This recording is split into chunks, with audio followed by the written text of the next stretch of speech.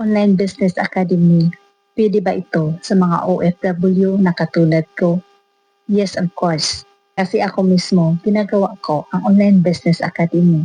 Even though ako ay isang OFW dito sa Singapore. So, paano ko ginagawa?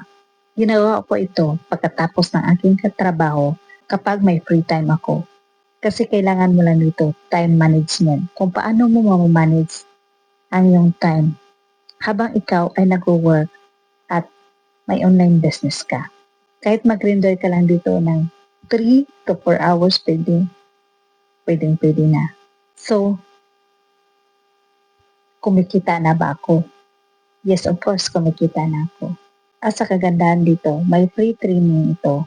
May mga mentor na mag-guide sa'yo at may script provided na. So, well kabayan, gusto mong malaman ang Online Business Academy? Message me in my blue app kung ano ang Online Business Academy. Bye-bye!